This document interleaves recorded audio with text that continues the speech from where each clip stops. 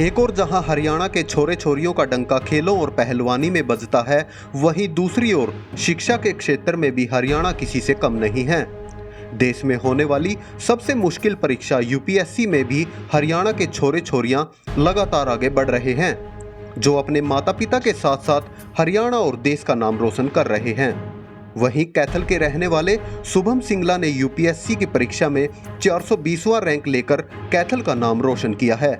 शुभम सिंगला ने कहा कि वो देश की सेवा करना चाहता है, इसलिए प्राइवेट जॉब छोड़कर उन्होंने यूपीएससी की परीक्षा पास की है। देखें डीवी लाइव न्यूज़ की खास रिपोर्ट। मेरा नाम शुभम सिंगला है और मेरा इस बार यूपीएससी सीएससी 2023 में 420 रैंक आया है। और मैं आईआईटी दिल्ली से मैंने इंजीनियरिंग की है मैकेनिकल में। उसके बाद मैंने 1 साल जॉब की। उसके बाद मैंने यूपीएससी की प्रिपरेशन शुरू की और फिर दूसरे अटैम्प्ट के बाद मैंने फिर से जॉब ज्वाइन कर ली। और अभी ये मेरा तीसरा अटैम्प्ट था और दूसरा इंटरव्यू था। मैंने शुरुआती नर्सरी से लेकर 12th तक आरकेएसडी पब्लिक स्कूल से ही की है। ये मुझे ख्याल आया जब मैं जॉब कर रहा था मुंबई में। तब मुझे लगा कि केवल जॉब में उतनी सेटिस्फेक्शन नहीं है जो शायद सिविल सर्विसेज के थ्रू मिलेगी, लोगों की सेवा कर कर मिलेगी। तब मैंने तैयारी का शुरू किया। मैं जो गवर्नमेंट की पॉलिसीज़ हैं उन्हीं को ढंग से इम्प्लीमेंट करना चाहूँगा।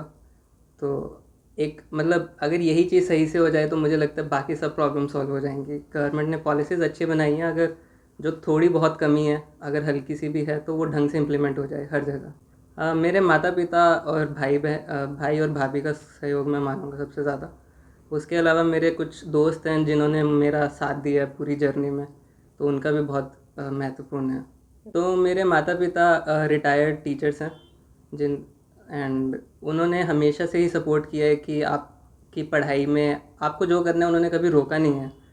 तो जब मैं नौकरी छोड़कर आया तब भी उन्होंने ये नहीं बोला कि क्यों छोड़कर आ रहा है, कि जैसा तुझे ठीक लगता है, जो तेरा मन है वैसे कर। मैं जेपी मॉर्गन बैंक में एनालिस्ट की नौकरी करता था। संतुष्टि कम थी कि केवल पैसा कमाने से शायद उतनी संतुष्टि नहीं मिली जो सिविल सेवा में लोगों की सहायता कर कर मिलेगी। मेरा ये तीसरा अटैम्प्ट था और दूसरा इंटरव्यू। हाँ, मेरा यही रहेगा कि मेहनत करते रहिए और आगे बढ़ते रहिए, कुछ ना कुछ आप अच्छा करेंगे। हमारा देश अभी इतनी प्रगति के दौर पर है, तो आप अपने एफर्ट्स डालते रहिए, आपको रिज़ल्ट मिलेगा। मैं अगर संक्षेप में बताऊं तो अगर आप वो सोशल मीडिया और ये सब टाइम निकाल देंगे तो 7 से 8 घंटे से ज़्यादा नहीं पड़ता था एक दिन में। इसके अलावा क्लासेस होती थी पहले साल, उसके बाद वो नहीं होती थी। और मेरा रूटीन यही था कि डेली पढ़ना है, एक भी दिन ब्रेक नहीं होना चाहिए। अगर किसी दिन मैं बोर भी हो गया तब भी मैं 1-2 घंटा निकाल लेता था पढ़ने का। बाकी टाइम मैंने चलो इधर उधर घूमा या जो भी किया। तो मैं यही बोलूँगा कि आप डेली पढ़ाई करें अगर आपका ये लक्ष्य है। मैं sir Tilakraj Singla, retired English lecturer from girls school Kaithal. Sir हमें तो बहुत अच्छा लगा। सबसे पहले तो बहुत खुशी हुई। बेटा नॉर्मली पढ़ता था, कोई ज़्यादा नहीं, साथ साथ में अब तो जॉब भी कर रहा था बल्कि, और नॉर्मली स्टडी करता था। ऐसा कोई टेंशन वाली बात नहीं, कुछ नहीं। हमने ही कहा था बेटा कोई ऐसी बात नहीं, जो तेरा मन कहता है वही कर, कोई अपनी ऐसी बात नहीं। हम जॉब कर रहे हैं, हम उस टाइम में जॉब में थे दोनों, टीचिंग लाइन में थे। हमने आसपास तो ये बताया ही नहीं मैंने जॉब छोड़ दी। हाँ, हमने कहा जॉब करता है। बड़ा अच्छा लग रहा है, अब तो बहुत ही अच्छा लग रहा है। रिश्तेदारों के फ़ोन कॉल? हाँ, रिश्तेदार के भी सुबह से आ ही रहे हैं फ़ोन।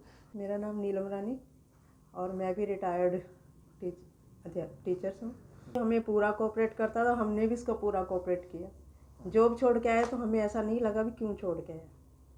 तो हमें बेटा जो तुझे करना है कर, बढ़िया, बहुत ठिकाना ही नहीं है खुशी का।